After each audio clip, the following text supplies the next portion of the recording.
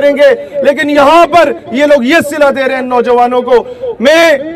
آپ لوگ اگر اس سے اتفاق کرتے ہیں تو 1 گھنٹے کا الٹیمیٹم دیتا ہوں، اگر یہ پریزیڈنٹ اور وائس پریزیڈنٹ اس ادارے کا آ کے مذاکرات نہیں کرتے تو 1 گھنٹے کے بعد کشمیر ہائی وے بلاک ہوگی۔ 1 گھنٹے کی ڈیڈ لائن ہے۔ یہاں پر لوگ بلوچستان سے آئے ہیں، یہاں پر لوگ سندھ سے آئے ہیں، کراچی سے آئے ہیں، یہ ساؤتھ پنجاب سے آئے ہیں، ہمارے پختون آئے ہیں، یہ لوگ کشمیر سے آئے ہیں، گلگت سے آئے ہیں۔ دوستان ذی وقار، میں یہ بات کہنا چاہتا ہوں، ہمیں یہ بار بار ہم کہتے ہیں جناب آپ لوگ، چلو خیر باقی تقریریں بعد میں صرف یہ کہنا چاہتا ہوں منظم رہیں، ہماری بہنوں کی عزت کا خیال ان بھائیوں نے رکھنا ہے نمبر 1، اور نمبر 2 یونٹی کے ساتھ رہنا ہے۔ پاکستان ہمیشہ زندہ باد۔ تکبیر، نعرہ رسالت، نعرہ حیدری، پاکستان، پاکستان، پاکستان کا مطلب کیا؟ منظم ہو گئے سارے؟ اب 2 چیزیں صرف سنیں۔ نمبر 1، ہماری بہنیں جو یہاں آئی ہیں ان کی عزت کا خیال آپ لوگوں نے خود رکھنا ہے، یہ آپ کی رسپانسبلٹی ہے۔ بالکل بالکل۔ نمبر 2، آپ لوگ اپنے حقوق کے لیے آئے، بس ٹھیک ہے، کوئی اعلان کرنے کی ضرورت نہیں، آپ لوگ اپنے حقوق کے لیے آئے ہیں۔ حقوق منوانے کے لیے منظم رہنا is the most important factor۔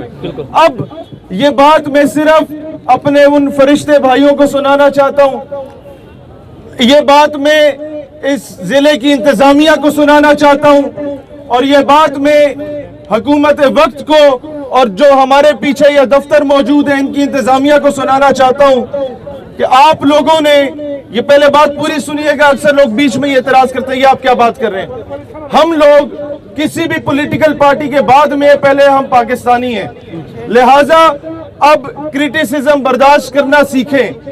پہلی بات، 1 کروڑ نوکریوں کی بات کی ہمارے ہینڈسم وزیر اعظم صاحب نے، 50 لاکھ گھروں کی بات کی ہمارے ہینڈسم وزیر اعظم صاحب نے۔ بات یہ ہے کہ جناب آپ کے ان 3 سالوں میں پورے پاکستان میں ایک بھی میڈیکل کالج نہیں بنا، اور جب اس قوم کا نوجوان، ہماری بہنیں، ہمارے بھائی جب اس ملک سے باہر جا کے ڈگری کرتے ہیں اور پھر وہ چاہتے تو امریکہ میں نوکری کر سکتے تھے، وہ چاہتے تو UK میں نوکری کر سکتے تھے، لیکن انہوں نے کہا ہم نے اپنی قوم کی خدمت کرنی ہے، اور واپس آئے۔ انہوں نے کہا کہ ہم یہاں اپنے پاکستان کی خدمت کریں گے، وہ واپس آئے، اور تم لوگوں نے ان کی ڈگریوں کو جلا کے راکھ کر دیا۔